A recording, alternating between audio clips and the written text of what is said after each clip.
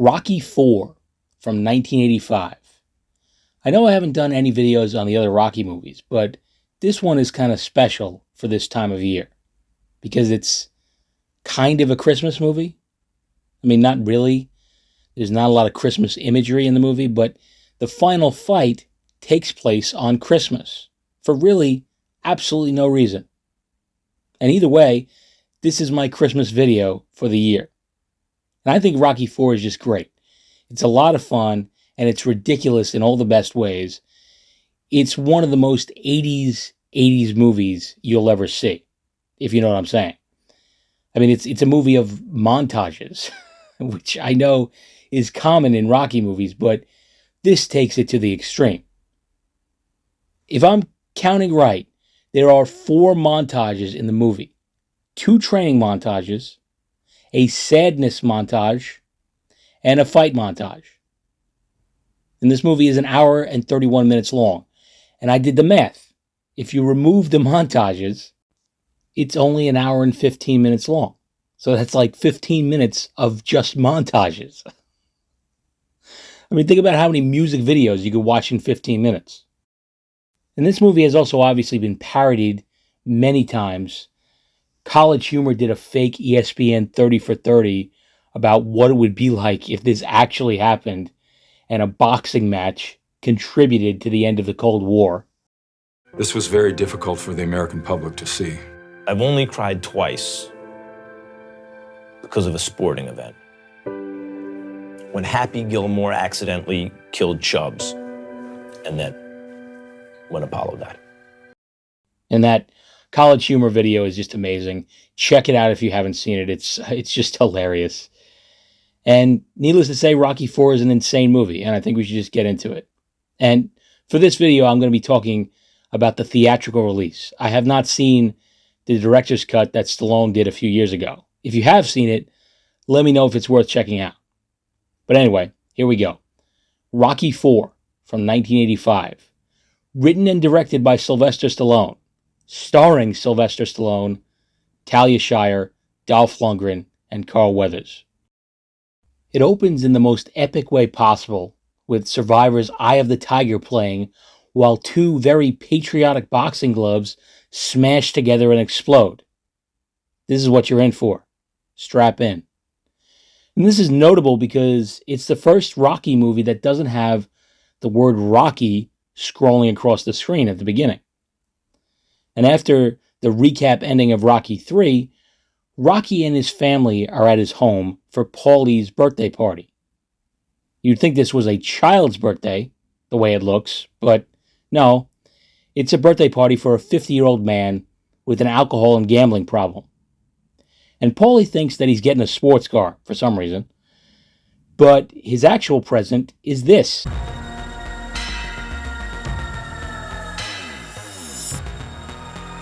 Happy birthday, Paulie.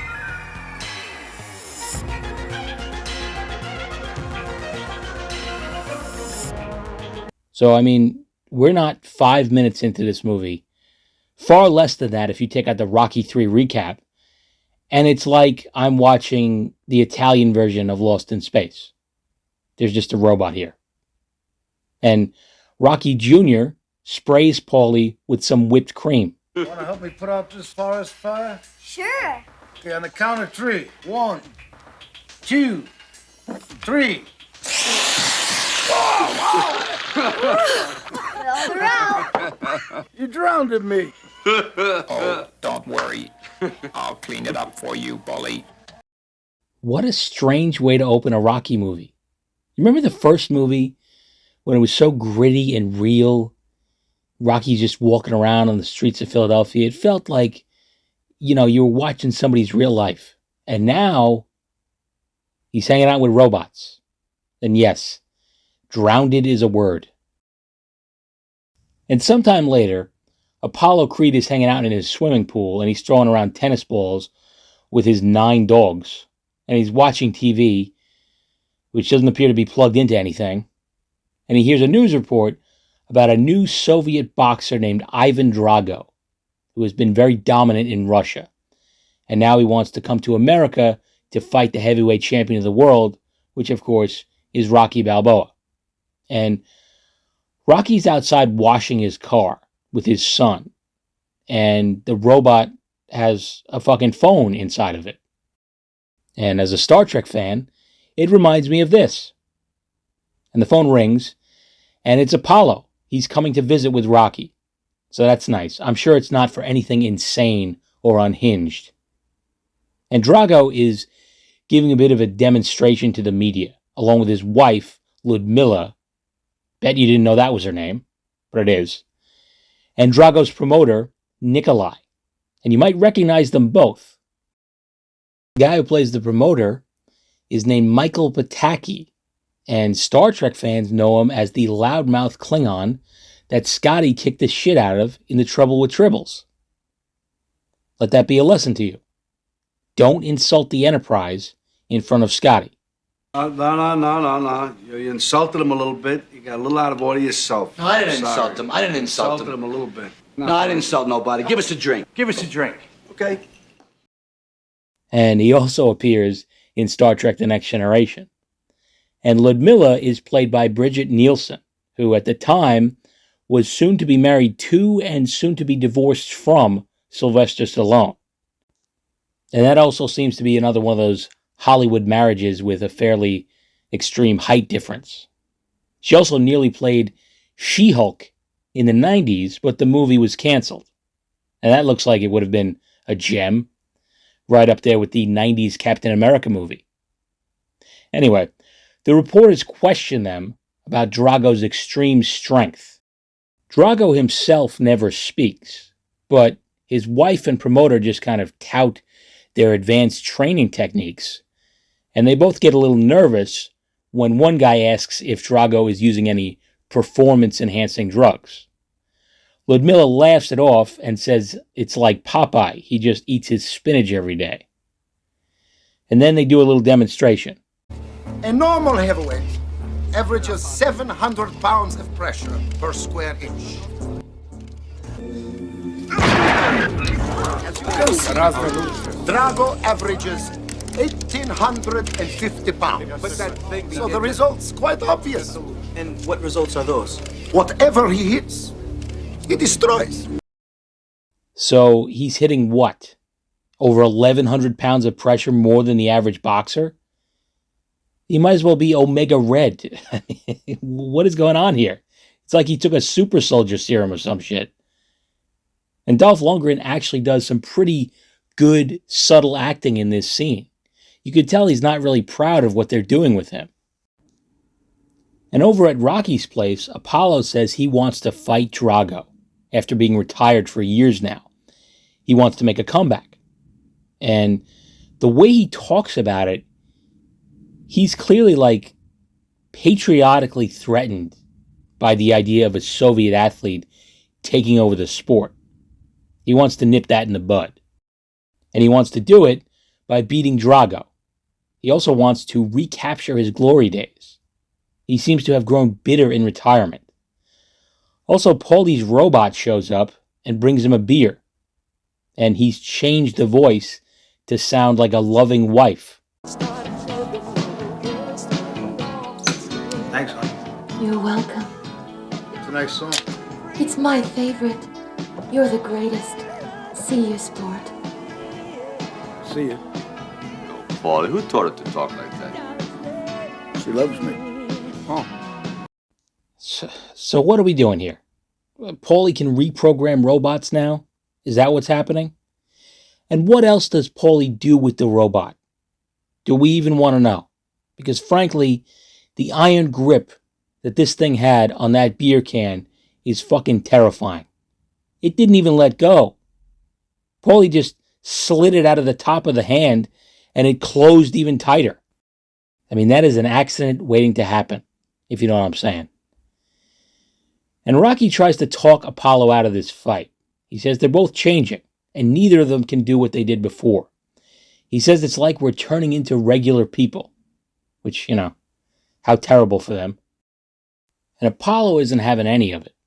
He says they're warriors, and without a war to fight, a warrior might as well be dead, which I think is a bit of an embellishment when we're talking about professional athletes. but whatever. And at the press conference for the fight, Apollo is talking a lot of shit, as usual. He's always the showman. And the Russians are being pretty respectful to Apollo, at least at first.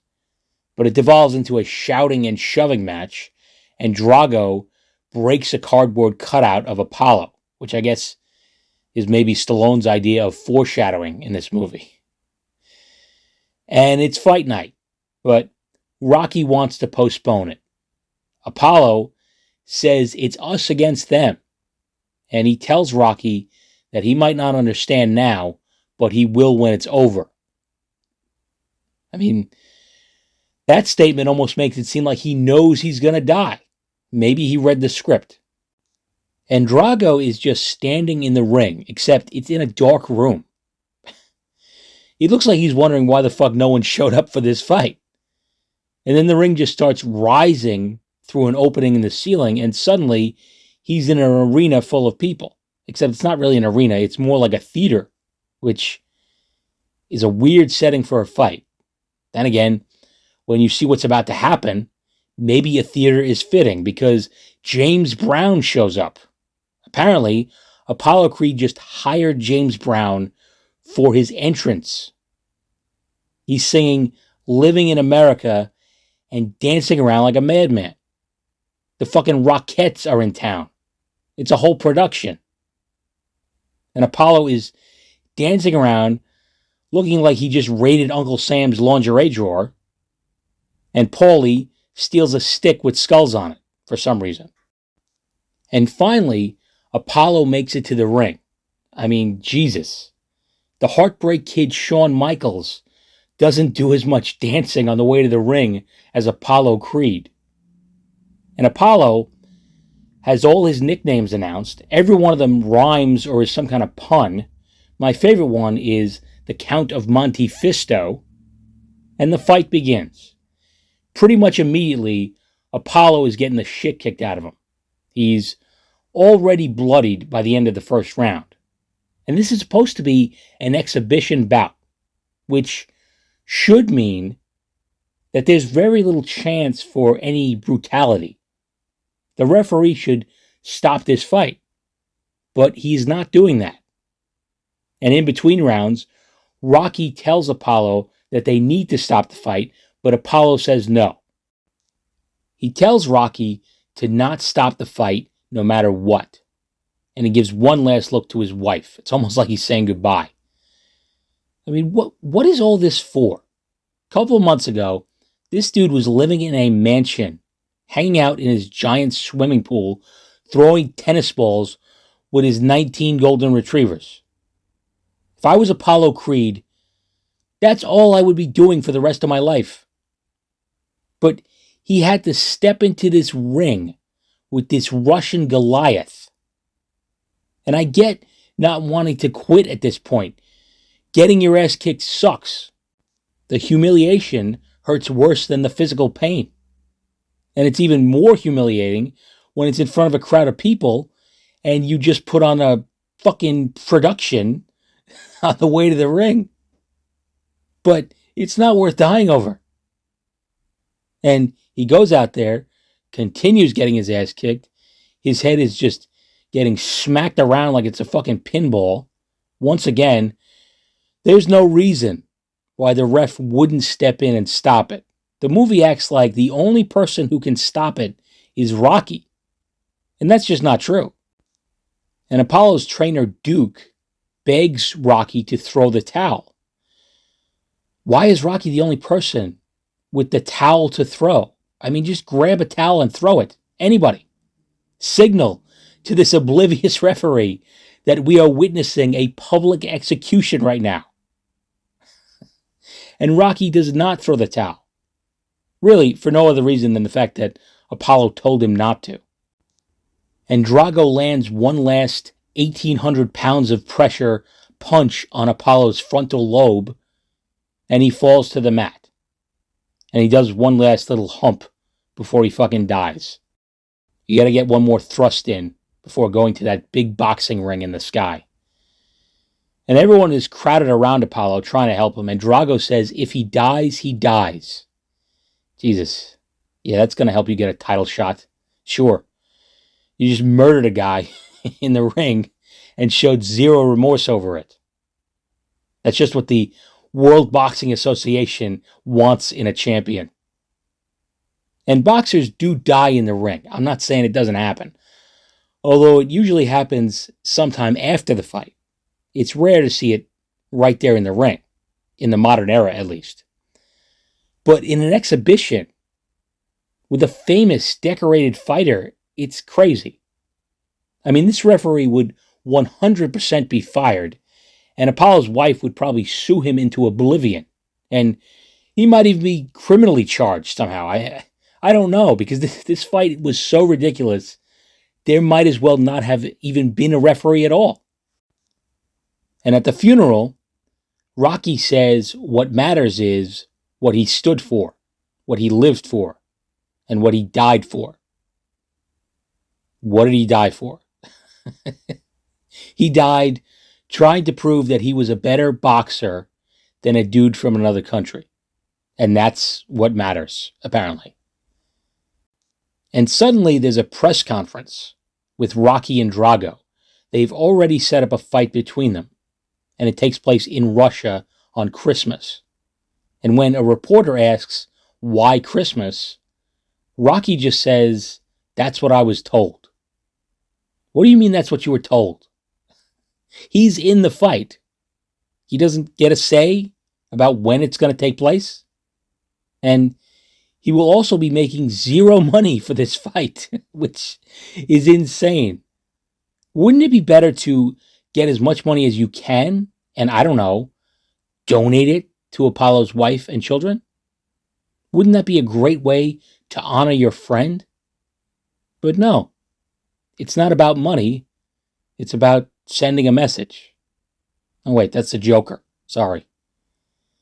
And this is a non-sanctioned fight in Russia. Does Rocky think he's going to get a fair fight? If this fight went to a decision with 3 Soviet judges, would they ever in a million years declare him the winner? I say no.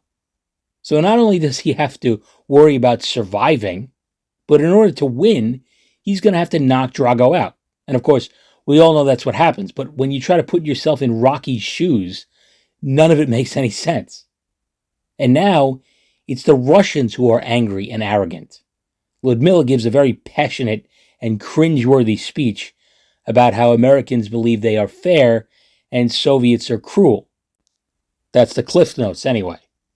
And I get what she's trying to say, but maybe people wouldn't think that if you could just bring yourself to at least feign some level of remorse for a man you just killed. Just for appearances. But no, I guess not. And apparently Adrian didn't know about this fight at all, because she first hears about it from a bunch of reporters in her driveway, which is kind of insane. You'd think that Rocky would have discussed this with his wife before signing a contract that gives him zero money. At any rate, Rocky comes home late in his Lamborghini, and he tells Adrian that he has to do this, and that he'll be training in Russia. Adrian says he doesn't have to do this, and that a lot of people learn to live with hurt.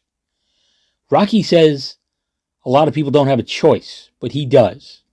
This movie acts like if Rocky fights Drago, it's going to do something for Apollo. And I can't figure out what exactly that is.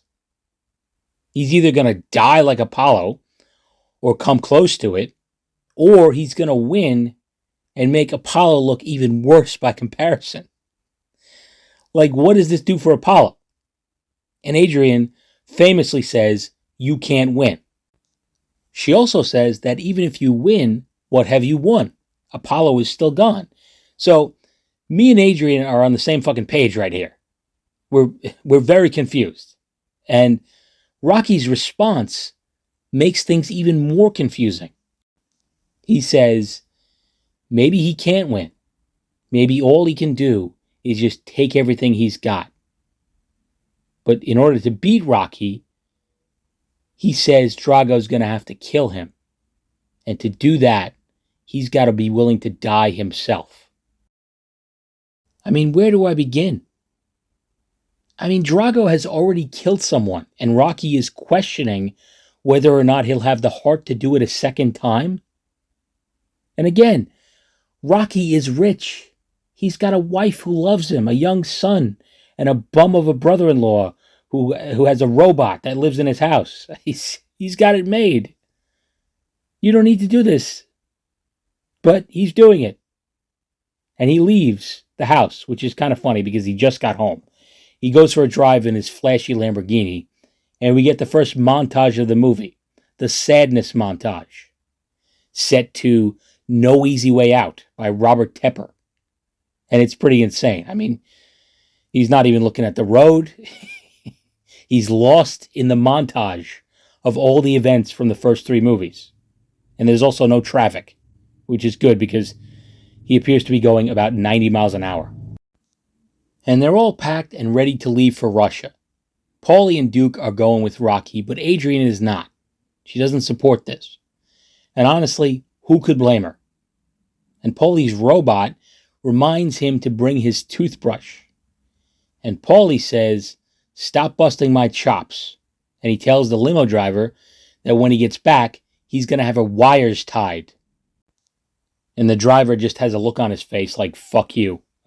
In fact, if I had written this movie, I would have had him actually say fuck you to Paulie right now, because why not? And Rocky says a heartfelt goodbye to Rocky Jr. And this scene is only noteworthy to me because Rocky Jr. has a bike in his room. And who the fuck keeps a bike in their house, let alone their bedroom? Maybe that's a rich people thing, I don't know.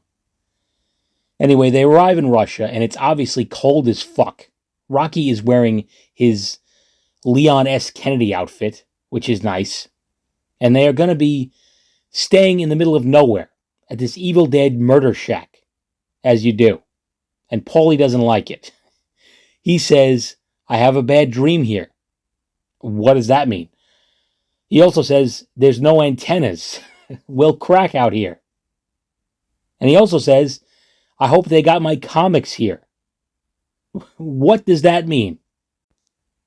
Like, is he talking about The Flash or the Fantastic Four? Or does he mean like stand-up comics?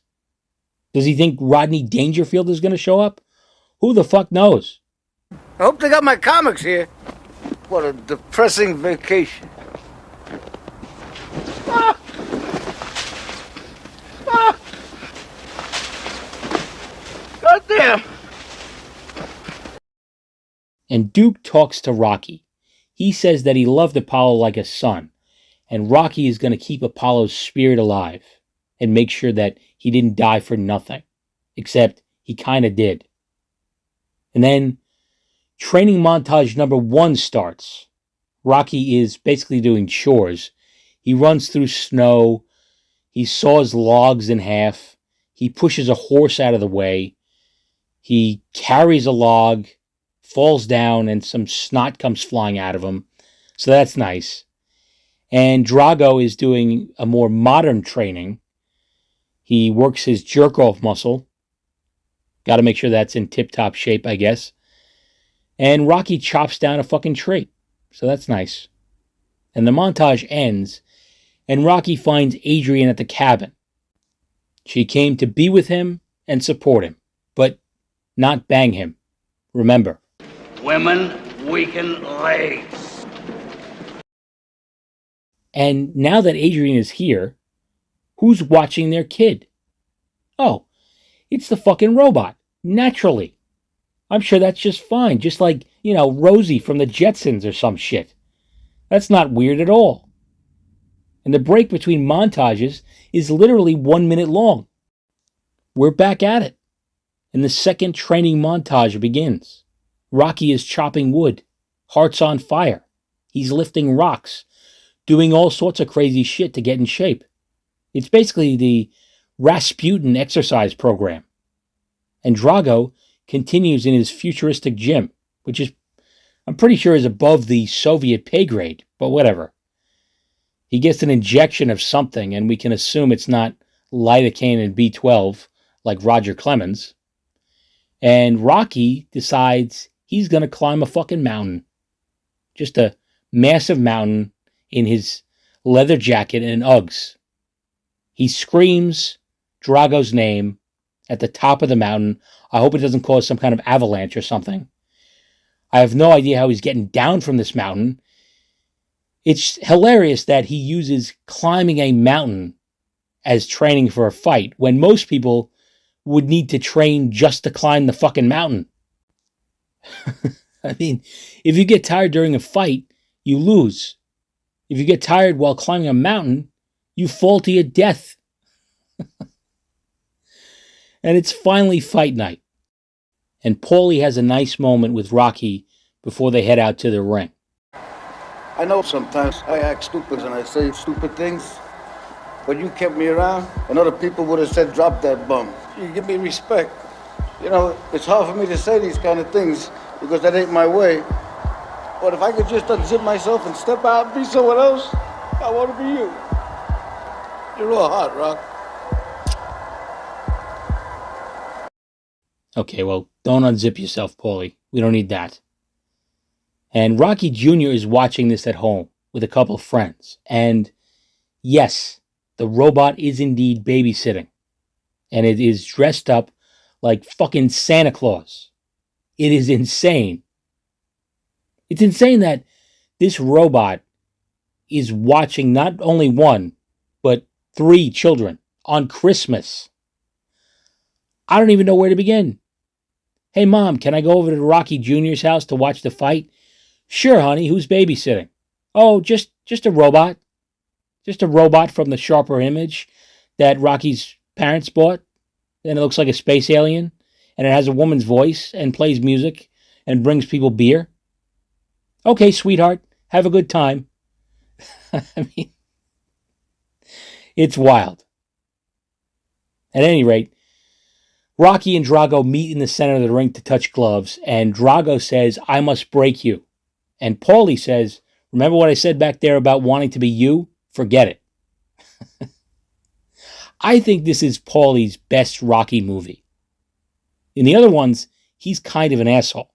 More than just kind of an asshole. He has little moments of redemption here and there, but for the most part, he's exactly what Rocky says he is in Rocky 3, a jealous, lazy bum. But in Rocky 4, he's surprisingly supportive and funny, although sometimes his humor outweighs his support, like in this situation. And the fight begins, and surely you would think that Rocky would employ some strategy that was different from what Apollo did, right? He wouldn't just go out there leading with his face and getting his head smashed in, right? But that's what he's doing. He's getting his ass kicked. For the most part, although he is landing a lot of body punches on Drago, which he doesn't even seem to feel. I mean, none of this is how the human body works, but whatever. And I don't know if they know the rules of boxing in Russia or what, but when Rocky slips and falls, kind of, he's trying to get up, and Drago just lays him out when he wasn't even ready. I mean, that is either a knockdown or a slip, I would think. And in either situation, the ref should make sure that Rocky is okay before allowing Drago to hit him again. But as we know, the referees are the real villains of this story.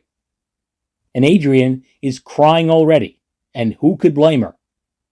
She thinks she's about to see her husband get murdered during a sporting contest. And the round ends. It's not looking good. The second round starts. Rocky is once again blocking punches with his face. But then he starts battling back, and he manages to land a few hits. And Drago is cut. We know this because the announcer says it immediately. He's cut! He's cut! Russian's cut! And it's a bad cut! And now it's Rocky Balboa coming after Ivan Drago! I mean, who the fuck is this announcer? Is he a vampire? Can he just smell blood in the air? He knew he was cut before Drago even knew it. Anyway, the round ends, and Rocky's confidence is going up, and Drago's is going down. Drago says Rocky is like a piece of iron, which is hilarious, because why does he think that? because he landed one good punch on him and he lasted 2 rounds? Drago is like, I can't fucking believe it. Did you see that? He hit me. He hit me right in the face, and it was really hard. Is he allowed to do that? Because that's never happened to me before. And the 3rd round begins, and so does the fight montage. It's insane how many punches both of them are taking. Superman and Doomsday had a less violent fight than these two dopes. And when the fight starts going well for Rocky, Paulie rubs Duke's head, and Duke seems to genuinely love it, so that's nice. And then something bizarre happens. Actually, what I mean to say is another bizarre thing happens. The Soviet crowd starts cheering for Rocky. Does that make sense to you? Because it doesn't make sense to me. When Team USA took the lead against the Soviet Union in the 1980 Olympic Games, do you think there were Russians watching the game that started to cheer for Team USA? Because I do not. And Drago's promoter gets pissed off that they are cheering for Rocky. But Drago is not having any of it. He is done with this dude, and he picks him up by the throat like he's fucking the Beast fighting Gaston. I mean, it's a cartoon. And he throws him into the crowd. And Drago, in Russian, says, I fight to win, for me. So, even Drago is becoming anti-Soviet at this point. He seems to be tired of being a puppet for the government, and he wants some glory for himself for once. It's kind of surprising how much of a character arc Drago actually has in this movie, considering that he barely ever speaks. In any case, the final round starts. Rocky takes a few more ridiculous punches right to his brain, his relaxed brain. I got what you call, like, I don't know, a relaxed brain, but I ain't punchy, you know, it's just the way I talk here. And Rocky battles back, of course, and he knocks Drago down for the first time. The ref counts to 10, and Rocky wins. It's truly a Christmas miracle. They love that an American fighter came to their country and beat one of their own guys in front of the whole world. In reality, I know this movie is so far from reality that I shouldn't even mention the word, but in reality, if this happened, I think people would tear the arena apart. It would be chaos. But it's not. They love Rocky. And to make things even weirder, Rocky decides that now is a good time to give a speech. He talks about how the Russian crowd changed during the fight. And then he says this. What I was trying to say is that if I can change, Я думаю, что каждый тоже изменился сегодня. and you can change, Вы можете измениться. everybody can change. Каждый может измениться.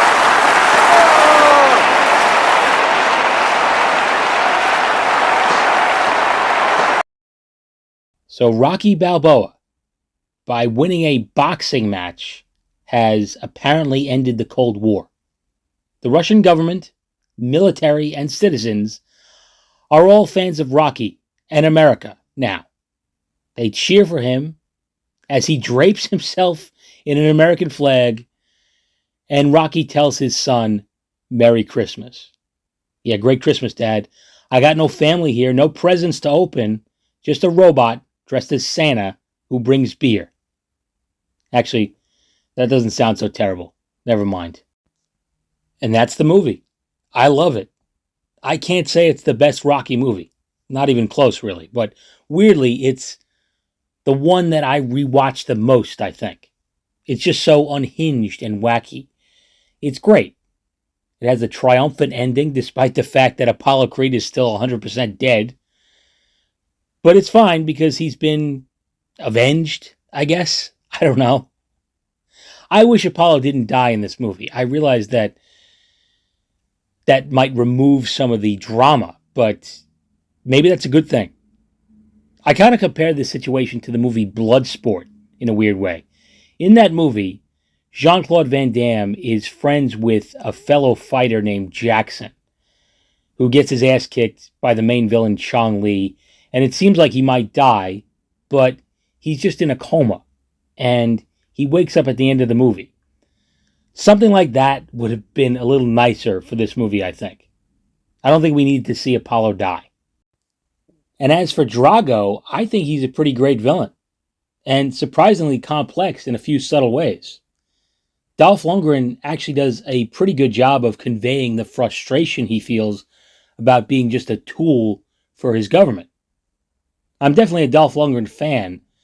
No one's ever going to say that he's a great actor, but I think he's better than he gets credit for. And he's almost like a real-life Batman. The dude has an IQ of 160 and a master's degree in chemical engineering. And he's a legitimate martial artist and a karate champion. It's a shame he never gets to show that off in movies the same way someone like Van Damme does. And I think that's because of how big he is. He's often portrayed as just kind of a brawler. And without Rocky IV, we probably wouldn't have Masters of the Universe. And where would we be without that? Am I right? Good journey. And of course, Sylvester Stallone is always great. He did go a little overboard with this one, but that's fine. It happens.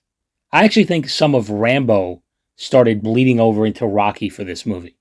Once Apollo dies, he definitely seems more like Rambo than Rocky.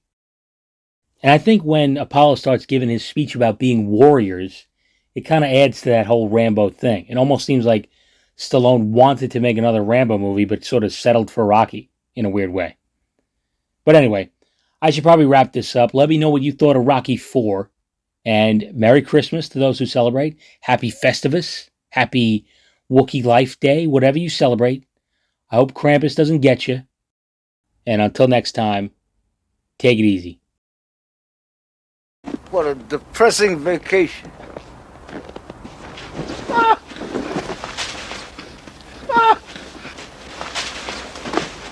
God damn.